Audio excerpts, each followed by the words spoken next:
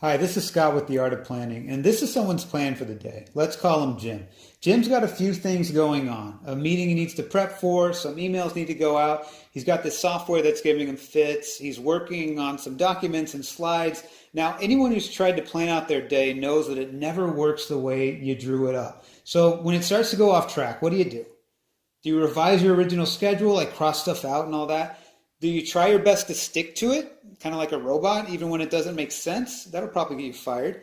Do you just stop making a plan for your day altogether? Well, I've got a different idea. I call it the plan versus actual method of planning. And it gets you all the benefits of planning your day, but it also, in addition, allows you to be realistic about where your time goes and why.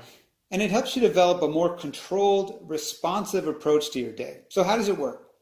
Well, write out your plan as part of your morning planning practice. Then on a separate page in the same planner, just right behind the page where you planned your schedule out, write out what you actually did with your time and when you did it.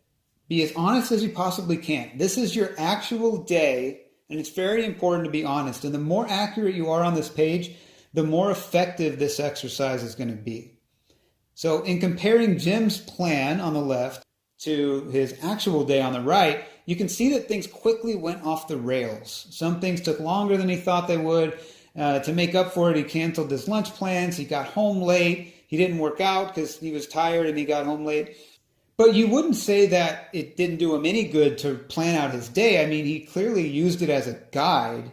And the stuff he didn't get done, he noted at the bottom to do tomorrow or when he has time. So there are always going to be things that come up and cause our day to look different from our plan because we aren't robots. But all deviations are not created equal. There's a difference between being flexible and responsive to new information, as you might have to be when your boss comes to your desk with a new high priority request.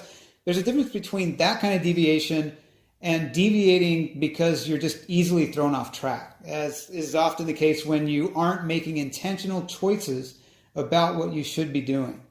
This can also happen when you're always underestimating how long things will actually take you. That's called the planning fallacy. We all do it to varying levels. You can get better at it, but if you think back to the last time you did something, you'll try to guess how long something took you, and you'll try to think of the steps that went into doing that thing, and you'll leave out some steps, and then you'll think some steps will take you less time this time than they did last time because you're smarter now. That was last time. You're better now. But often things take just as long as they did last time. The real magic of this exercise is what we now do with these two separate but related schedules, your plan and your actual.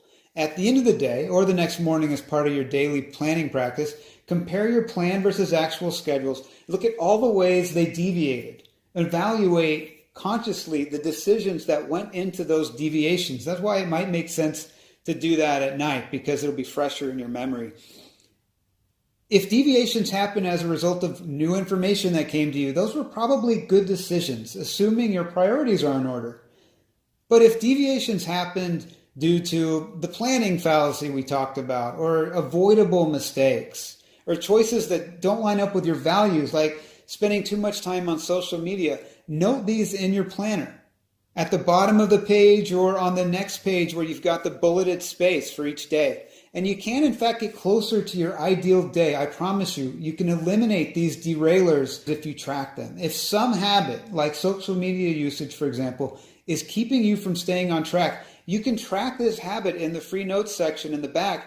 There's an inverse relationship between floating through space unintentionally and productivity and sticking to your plan. Now, something like social media usage is an easy one to detect and track, but there are more sinister derailers. I call these sinister because they're below the surface that you might not have noticed up to now, that as you do this exercise, they might come to light. You may notice that your day goes off course anytime a coworker asks you for something, anything. I've worked with these people. They drop whatever they're doing when someone emails them with a question, even if it's not a high priority question, because they want to be thought of as super responsive. They want to be liked.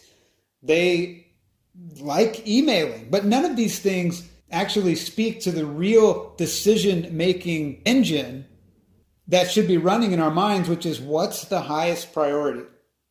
And if you notice that this way of working is throwing you off on your plan, ask yourself if it's serving you. If not, track this behavior and your progress toward reducing it.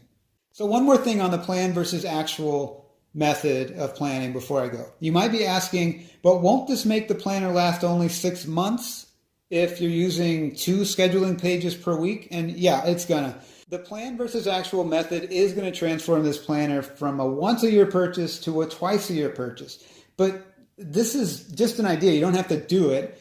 And also, I think the benefits are very much worth it. I've been doing this in my personal planning practice, and I've seen huge benefits and huge pockets of time that honestly I was just wasting before. And now that I've uncovered them, I've been able to work to reduce their impact. And if you check my special offers on my Amazon listing, I've often got some kind of deal where you can buy more than one at a discount. So I say go for it, but of course it's up to you. Okay, that's it for this one. And if you like this video and you like the plan versus actual method, subscribe below and tell me what planning strategies you'd like me to talk about next. And happy planning!